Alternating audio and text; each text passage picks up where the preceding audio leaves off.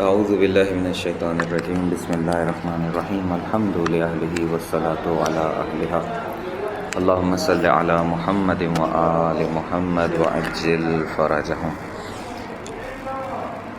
نہج البلاغہ کی حکمت ہے 424۔ خواہش تھی کہ آپ سے پہلے ان کو بتا چکا تھا دوستوں کو، خواہش تھی کہ ہم کبھی کبھی یا روزانہ ایک جملہ، آیت یا روایت جو ہے تبرکاً اس سے استفادہ کریں گے اور اس معنوی سفر کے ساتھ پھر اپنی اس کو شروع کیا کریں گے کلاس کو۔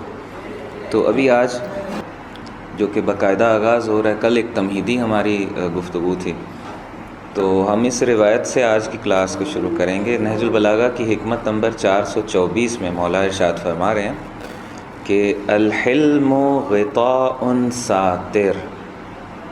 حلم غطاء ہے، غطاء ڈھانپنے والی چیز، پردہ۔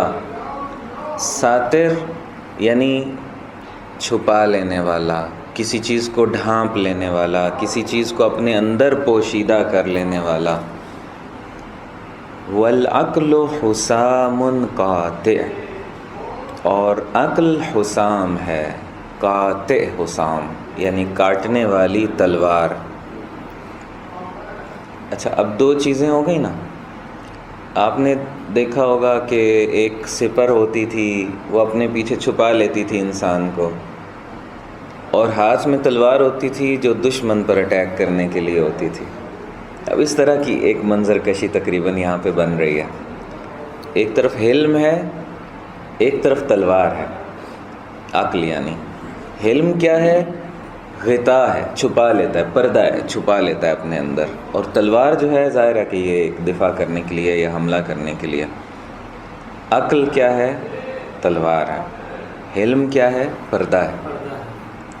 اب آگے دونوں کے کام بتائے ہوئے ہیں مولا نے۔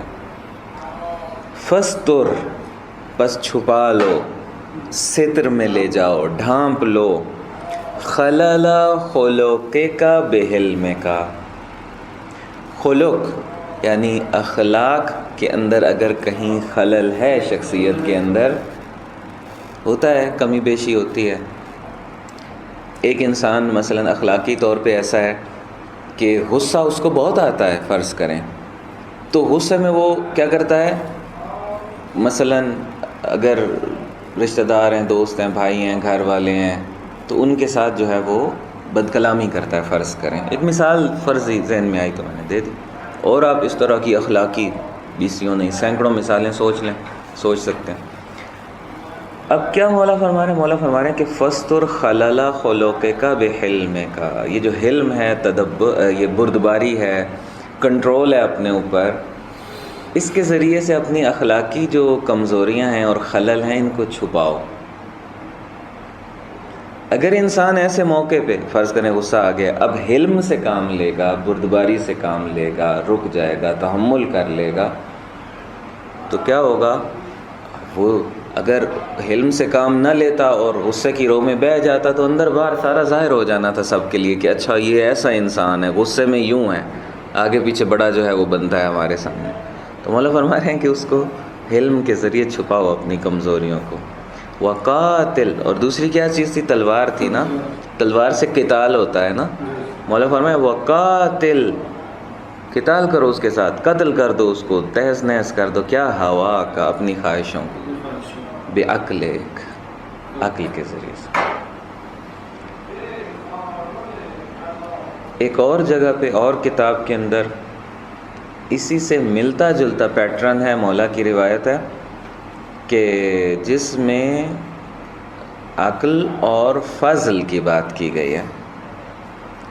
عقل کو کیا کہا گیا ہے اور فضل کو کیا کہا گیا ہے، وہ اسی سے ملتا جلتا ہے، الفاظ الگ الگ ہیں۔ وہاں حلم کی بجائے فضل کا لفظ ہے، فضیلت، تو وہ اپنی جگہ پہ صحیح ہے، وہ زیادہ جنرل ہو گئی بات۔